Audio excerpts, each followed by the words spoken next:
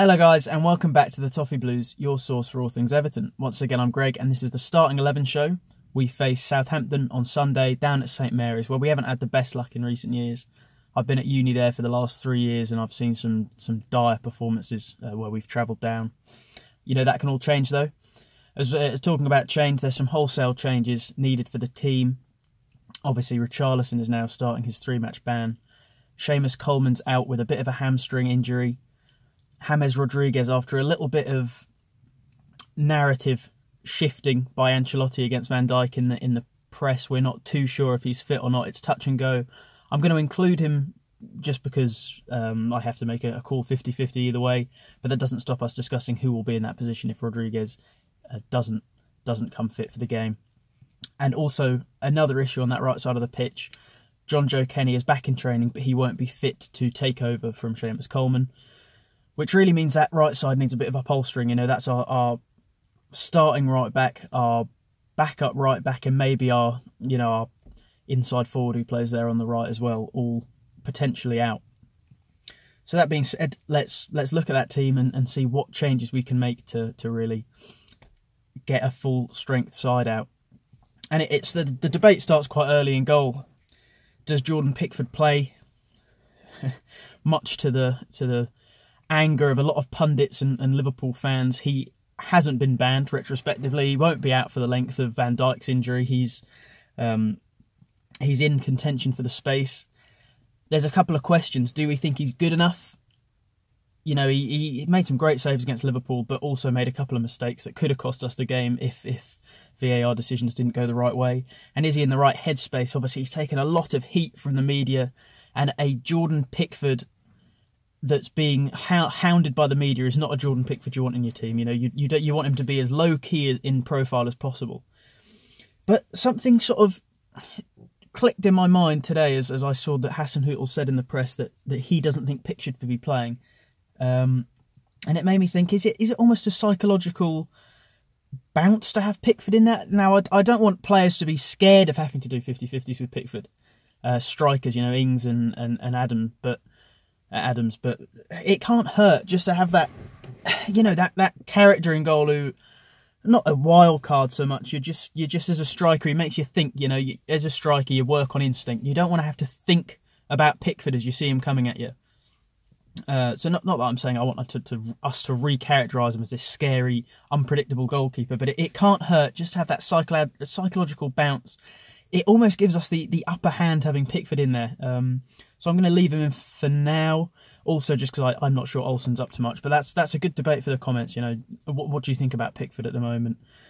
Would you have him in the team? Do you think psychologically he can provide something for us, or for me, or for you guys, is it just a psychological downturn for him, and it's dangerous to have him in the team for his own stability? You know. And then onto the back line. At right back, as I've said, we've had Coleman out and John Joe Kenny's not ready to come back in. But Ancelotti's made it quite clear that Godfrey will likely start in that right back position. And, you know, he proved very able. You know, he came on against Liverpool, high pressure game, had to contend against some great wide play with their overlapping wingers and just held the position very well. You know, he looked very composed, fast, powerful. He fit the build of a right back well. You know, he might be a sort of Holgate type player where we have him as a centre back predominantly. But, you know, when Holgate went out on loan to West Brom, he was a right back, and that provides that diversity across the back line, which is never a bad thing. If it wasn't Godfrey, we'd likely have been looking at, you know, a Mohamed Besic right back situation. I don't think he was actually selected for the 25-man squad, but it's good to have got Godfrey in there. I said when he signed, I'm not sure where he's going to fit in the team, but it looks like he's got his opportunity very quickly, and let's hope he capitalises on it. The rest of the back line's unchanged for me. It's Yerry Mina, Michael Keane, and Luca Dean. Why change it? You know, with the changes we have, we want to keep as much stability as we can, and I like that. There's none of those players, other than maybe Yerry Mina, sometimes when he backs off too much or he makes a silly mistake, that, you know, there's no one else I can see who's pushing for those positions. Looking at the midfield, again, where you don't need to change it, why would we? It's Allen, That being said about Alan, he did make some silly mistakes against Liverpool, right? I keep saying about him, he makes silly fouls or gives the ball away in silly areas where we just don't need to, just outside the box. Pickford made a great save from I want to say it was a Trent free kick, but it was given away by Alan in a silly position that could have swung the game for us there and sort of seen us nailed down and out of sight at that point. But what's the other option? He's still a great player and definitely the best we have in that position at doing what he does. So Alan, next to him, Doucouré. He's going to be very important in this game, covering that right side. We've seen with James, who's got that free licence, Doucouré needs to do a lot of work in covering and coming into that right side of the pitch and helping Seamus Coleman, especially when he faces someone with more legs. So Doucouré is going to be called upon a lot, I think, here to do that work. Then in front of them is another interesting debate. Andre Gomes looked a bit weaker against Liverpool. He looked more like Andre Gomes of last season, He's very much a luxury player for me. He performs when the team around him is performing well. He's a bit of a confidence player as well. And against Liverpool, I think the occasion got to him. I'd keep him in for now. The other option, Godfrey Sigurdsson, is a good one, and I know a lot of people want to see Sigurdsson come in and fill that space, which seems crazy considering the sort of witch hunt against him last season. It's great that he's managed to change that narrative. Really, really happy for him, actually. But for me, it's Gomes for now, because Sigurdsson may have to be used in the wide positions as well if we are short James Rodriguez. But for now, as I say, I'll be keeping James Rodriguez in. And I think on the right side, it's James. If he's fit, you have to play him.